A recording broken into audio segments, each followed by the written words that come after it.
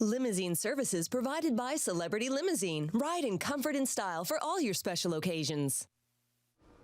We are taking a look back at 2024 in the city of Burlington this morning with Mayor Marianne Meed Ward. Something we're doing with all of our local mayors this week on Morning Live. So let's rip the Band-Aid off and talk about the bad things that happened. Flooding was horrible in Burlington this year. We were really devastated, hit in July, and certain neighborhoods, and that's the way the weather cells work these days. They dump a whole bunch of water. We experienced that in 2014 in a very selected area, and it just overwhelms our systems. And you know, the families that experienced that, they had water, you know, many feet of water in their basement, lost if they were finished basements, lost furniture, lost appliances, lost keepsakes, and then they're having to rebuild while they're grieving the loss of all this and figuring like what next and how do we prevent that. And you know, if there's any silver lining, it was just to see the community come together and help each other.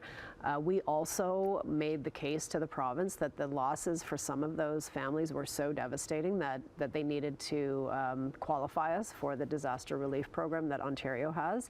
That program provides up to $250,000 to affected homeowners, qualifying homeowners. So when we were told that we qualified, you know, it's kind of a good news, bad news. It was so bad that we qualified, but the good news is that the province recognized that they needed to assist our homeowners. So that was, you know, a little bit of a silver lining in all of this. But we're also looking at the city, what infrastructure investments can we make? What can we do to you know, prevent this from happening again. But yeah, that was a really, really tough situation, and still is for those folks. I'm sure they experience a lot of anxiety whenever it rains. Yes, yeah.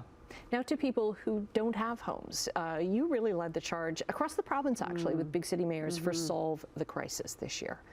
This is our plea to federal and provincial governments to help municipalities help the people that we serve. The issue of encampments, which is not just a big city issue, it is in rural communities, northern communities. It's everywhere. It is everywhere. Every single community faces it to some degree or another. And it is a combined result, really, of decades. So this isn't partisan. This is successive governments of different political persuasions not investing in upfront supports for people, mental health, addictions counseling and treatment, affordable housing, supportive housing. And so as mayors, we got together through the Ontario Big City Mayors Caucus and launched Solve the Crisis in August to ask for, among other things, a dedicated minister or ministry at the provincial level. There are more than 16 different ministries that touch some part of this issue. So nobody's in charge. Like when everybody's in charge, nobody's in charge. And that was actually something highlighted by the Auditor General, that things fall through the cracks. So we were, it's like, well, we mentioned that, so let's get on with fixing that. Towards that? Well, you know what, the recent announcements that the province made, that, you know, they're introducing some legislation tomorrow around encampments. There's some anxiety about will it be a stick or a carrot approach. I always prefer the upfront preventative approach. But they've talked about additional funding for supportive housing, which is exactly what we've talked about at Solve the Crisis. So if people do not have a place to live and they aren't getting support for addictions and mental health, they will end up on the street. And we can prevent that. We know why people end up on the street. So let's do that. Okay. You've been talking a lot with constituents. You launched a mayor series, a speaking series. Very successful. That was one of your highlights for this year. That was a wonderful highlight. So we have had 2 speaker series, all focused on housing. That is the topic on everyone's mind. It's affordable housing. It's, you know, how do we make sure that everyone has a place to call home. We had Jennifer Keesmaat, a very well-known urban planner and in development of supportive housing. At our first one, we sold out the BPAC, so that's, you know, 700 people plus.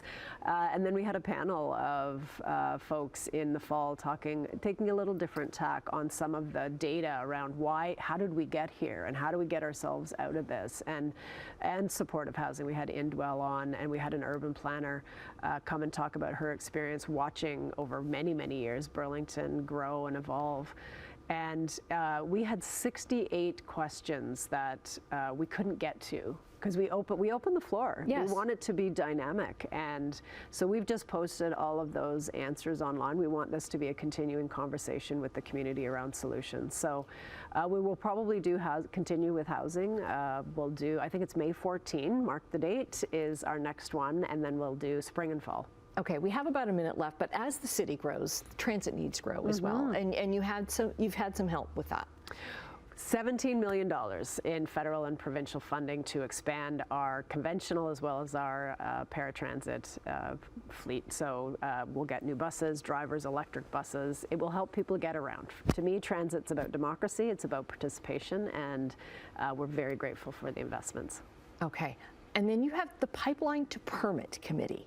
This was something I launched with my colleagues and staff. It's very unique, a group of council members as well as members in the development industry, planning, that come together and make decisions and move motions and have a say. It's not an advisory committee. It is actually a body that makes recommendations directly to council and votes on things. So we are getting an update every month on where we're doing on our housing. We are at a 10-year high in issuing housing permits, so we're doing our part.